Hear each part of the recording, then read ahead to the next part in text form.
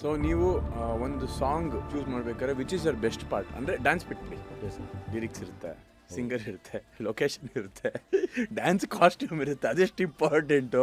So ಅದರಲ್ಲಿ ನಿಮ್ಮ favourite portions ಯಾವುದು? ನೀವು ಲಿರಿಕ್ಸ್ ನೋಡ್ತೀರಾ ಫಸ್ಟು ಒಂದು ಸಾಂಗಲ್ಲಿ, ಅಥವಾ ಮ್ಯೂಸಿಕ್ ನೋಡ್ತೀರಾ, ಬೀಟ್ ನೋಡ್ತೀರಾ, ವಾಟ್ ಡು ಯು ಸಿ?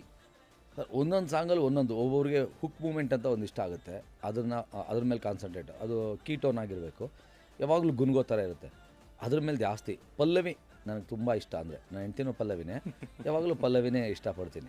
ಯಾಕೆಂದರೆ ಪಲ್ಲವಿನೇ ಯಾವಾಗಲೂ ರಿಪೀಟ್ ಆಗೋದು, 3 times ರಿಪೀಟ್ ಅಂತ ಆಗುತ್ತೆ, ಅಥವಾ ಏನಾದರೂ ಗುನ್ಗೋಕ್ಕಿರೋದು ಅದೊಂದೇ. ಚರಣದೆಲ್ಲ ಯಾವುದೋ ಲೈನ್ ಇರುತ್ತೆ, ಅದು ಇಂಪಾರ್ಟೆನ್ಸು ಆ ಸಾಂಗಲ್ಲಿ. ಈಗ ಪ್ರೇಮ್ ಸರ್ವರ್ಯದಲ್ಲಿ ಚರಣ ಲೈನೆಲ್ಲ ಇದ್ದರೆ ಅದಕ್ಕೊಂದು ಅರ್ಥಗರ್ಭಿತವಾಗಿರುತ್ತೆ. ಅಮ್ಮ ಸಾಂಗಾಗಲಿ ಅದು ಚರಣಾಗಿ ಹೋಗುತ್ತೆ. ಬೇರೆಯವ್ರು ಯಾರ್ದು ಚರಣ ಎಲ್ಲ ಹೋಗ್ತಾ ಇರುತ್ತೆ, ಗೊತ್ತಿರಲ್ಲ. ಪಲ್ಲವಿ ಅನ್ನೋದು ಬಂದಾಗ ರಿಪೀಟ್ ಅಂತ ಆಗುತ್ತೆ. ರಿಪೀಟ್ ಯಾವುದು ಇರುತ್ತೆ ಅದು ಬೇಗ ಕ್ಯಾಚ್ ಆಗುತ್ತೆ ಅಂತ ನಾನು ಅದನ್ನು ಇಷ್ಟಪಡ್ತೀನಿ. ಅದೇ ಬಾಸು ನಮ್ಮ ಬಾಸು ಸಾಂಗಲ್ಲೂ ಅದಕ್ಕೆ ರಿಪೀಟ್ ದ ಸಾಂಗ್ ಅಂತ ಅದೊಂದು ಲೈನ್ ಬರ್ದಿದ್ದೀನಿ. ಆ ಸಾಂಗ್ ನಾನು ಬರೆದಿದ್ದು.